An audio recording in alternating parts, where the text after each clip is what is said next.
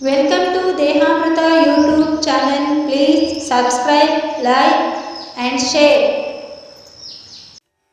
ಬನ್ನಿ ಫ್ರೆಂಡ್ಸ್, ಇವತ್ತು ಜೋಳದ ರೊಟ್ಟಿ ಜೊತೆಗೆ ಹಸಿ ಪಚಡಿ ಸೊಪ್ಪಿಂದು ಹಾಗೆ ಮೂಲಂಗಿ ಸೊಪ್ಪು ಮೂಲಂಗಿನ ಹಾಕಿಬಿಟ್ಟು ಹಾಗೆ ಮಿಕ್ಸ್ ಸೊಪ್ಪನ್ನ ಹಾಕಿಬಿಟ್ಟು ಯಾವ ರೀತಿ ಮಾಡೋದು ಅಂತ ಹೇಳಿ ನಾನು ಎರಡು ರೆಸಿಪಿಯನ್ನು ತೋರಿಸ್ತಾ ಇದ್ದೀನಿ. ಸಿಂಪಲ್ಲಾಗಿ ಕ್ವಿಕ್ಕಾಗಿ ಬೇಗ ಮಾಡ್ಕೋಬೋದು. ಜೋಳದ ರೊಟ್ಟಿಗೆ, ಚಪಾತಿಗೆ, ಅಕ್ಕಿ ರೊಟ್ಟಿಗೆ ತುಂಬ ಚೆನ್ನಾಗಿರುತ್ತೆ ಊಟಕ್ಕೆ.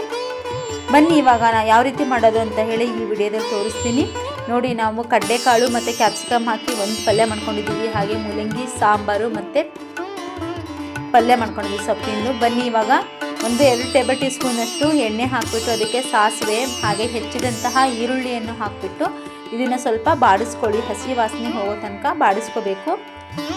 ಈ ರೀತಿ ಈರುಳ್ಳಿನೂ ಮತ್ತು ಸಾಸಿವೆ ಫ್ರೈ ಆದಮೇಲೆ ಇದಕ್ಕೇನು ಹಾಕಬೇಕಪ್ಪ ಅಂದರೆ ಕೊತ್ತಂಬರಿ ಸೊಪ್ಪನ್ನು ಹಾಕಿಬಿಟ್ಟು ಇದನ್ನೊಂದು ಸ್ವಲ್ಪ ಮಿಕ್ಸ್ ಮಾಡ್ಕೊಂಡ್ಬಿಡಿ.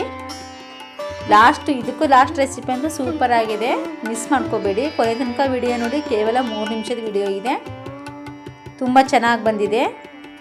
ಪ್ರತಿ ಒಂದು ರೊಟ್ಟಿಗೂ ಆಯಿತು, ಚಪಾತಿಗೆ ತುಂಬ ಚೆನ್ನಾಗಿರುತ್ತೆ. ಸೊಪ್ಪಿಗೆ ಸೈಡ್ ಡಿಶ್ ಆಗಿದೆ, ತುಂಬ ಚೆನ್ನಾಗಿರುತ್ತೆ.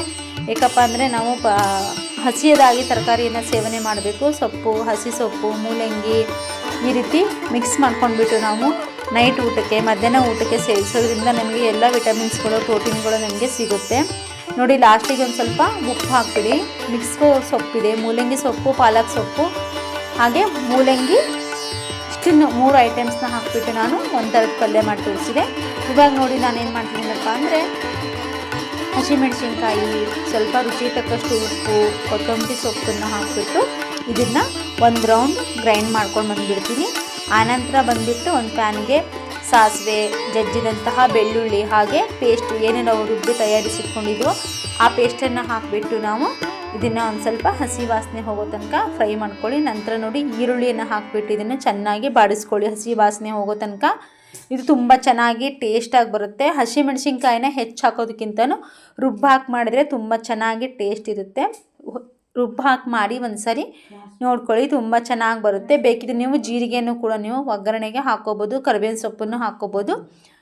ನಾನು ಎಲ್ಲ ಸೊಪ್ಪನ್ನು ಹೆಚ್ಚಿ ಹಾಕ್ತಾಯಿದ್ದೀನಿ, ಆ ಕಾರಣಕ್ಕೆ ಒಗ್ಗರಣೆಗೆ ಹಾಕಿಲ್ಲ.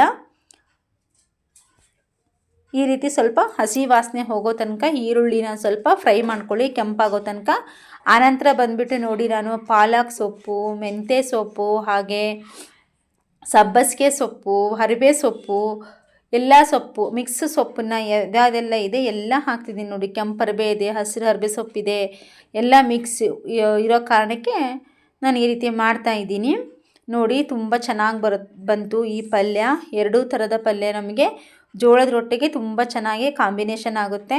ಈ ರೀತಿ ಮಾಡ್ಕೊಂಡು ತಿನ್ನೋದ್ರಿಂದ ನಮಗೆ ಎಲ್ಲ ವಿಟಮಿನ್ಸ್ಗಳು ಸಿಗುತ್ತೆ.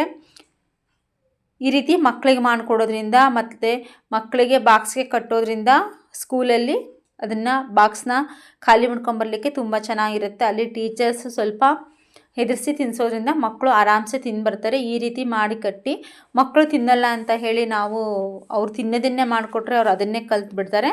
ನಾನು ಅದಕ್ಕೆ ಇವತ್ತು ಮಾಡಿ ಮಕ್ಕಳಿಗೋಸ್ಕರ ಇದನ್ನು ಕಟ್ತಾಯಿದ್ದೀನಿ. ತಿಂದು ಬರ್ತಾರೋ ಹಾಗೆ ತರ್ತಾರೋ ಗೊತ್ತಿಲ್ಲ ಫ್ರೆಂಡ್ಸ್. ದಯವಿಟ್ಟು ನೀವು ಒಂದ್ಸರಿ ಟ್ರೈ ಮಾಡಿ. ತುಂಬ ಚೆನ್ನಾಗಿ, ತುಂಬ ಟೇಸ್ಟಾಗಿ ಸೊಪ್ಪಿನ ಪಲ್ಯ ಆಗಿತ್ತು. ಈ ಸೊಪ್ಪಿನ ಪಲ್ಯಕ್ಕೆ ನಾವು ಸ್ವಲ್ಪ ಬೇಯಿಸಲಿಕ್ಕೆ ಕೊನೆಗೆ ನೋಡಿ ಸ್ವಲ್ಪ ಒಂದು ಅರ್ಧ ಲೋಟ ನೀರು ಹಾಕಿದರೆ